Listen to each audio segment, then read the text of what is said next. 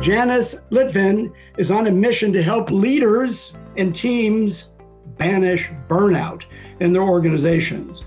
She does this through keynotes, workshops, and accountability groups. Her presentation, Banish Burnout, Move from Stress to Success. Here's Janice. Oh my God, I'm so stressed out. You won't believe what happened yesterday. I get to work and find out that the hotel where our conference is next week is completely flooded. All the conference rooms, everything. And now we have to find a new venue in 24 hours. Then, believe it or not, my husband had the nerve to get mad at me for not cleaning out the garage. I think I was a little busy. And to top it all off, I decide after that long, stressful day to go to Starbucks and have a cold brew and relax. So I walk in and there's a really long line. And the customer at the counter is a mom with a 3-year-old.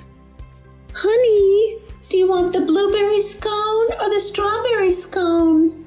Honey, do you want chocolate milk or lemonade? Honey, honey, honey, honey. You ever had one of those days? Or does it feel like every day is one of those days? How often do you feel stressed out? When I ask my clients this question, 75% of the people say they feel stressed out every day. What stresses you out? Is it long lines? Is there a problem with one of your meetings? Or the Kardashians are canceling their show? But seriously, often it's a disagreement with a colleague, right? And a little fight can turn into a big explosion. Stress is around every corner. And in the words of that sage philosopher, Rosanna Dana, it's always something. But here's the thing. How do you react? Your stressor is over here. Your reaction is over here. The problem comes when you let the stressor gobble you up. Now, you wouldn't be human if you didn't have some sort of reaction, but how low do you go? And how long do you stay there? What I mean by that is, how upset do you get? And how long do you stomp around and complain and tear your hair out? In my most popular program, Banish Burnout, and my Banish Burnout book, I give you specific tools to help you minimize the damage that stress can cause. Today, I'm going to talk about the first tool so that you can quickly incorporate it into your life today.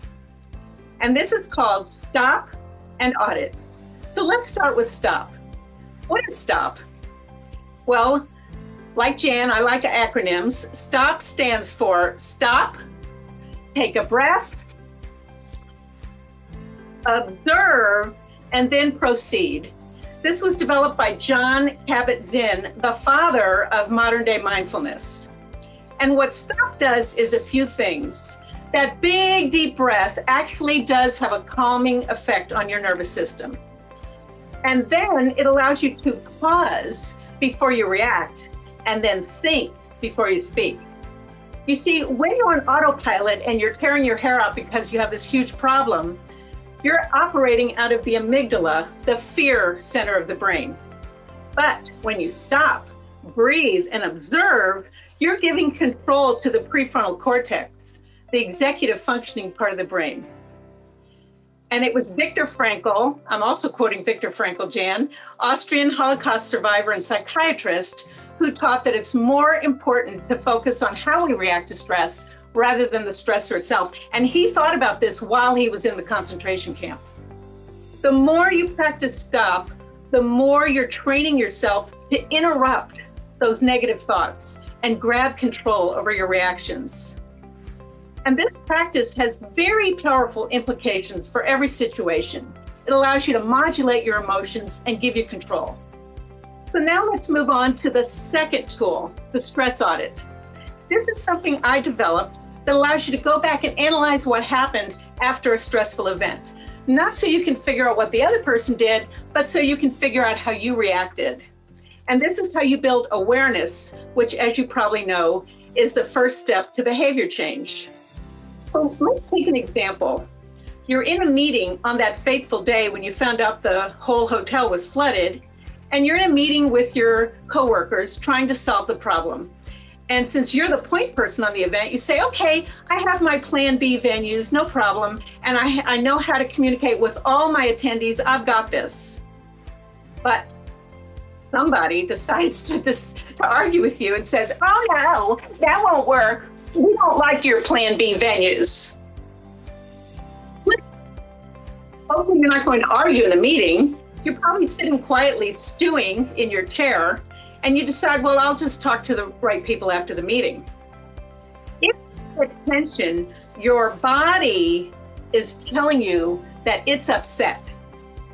It's giving you a physiological message. Mine is knots in my stomach. What's yours? Put in the chat what your physiological reactions to stress are, and I've heard them all. One client even called to tell me she gets rashes. So what the stress audit does is it allows you to take note of what happened so that you don't keep stress all bottled up, because as you know, that will lead to a big explosion. And you write down what happened, how you felt physically, emotionally, verbally, and how extreme was your reaction. When you write with a pen and paper, things come out that you didn't even know you were feeling. While you're writing, the amygdala is dumping. When you go back and reread and analyze, you're giving your perspective to the prefrontal cortex. And this helps you get more intimate with yourself, and this will help lead you to behavior change.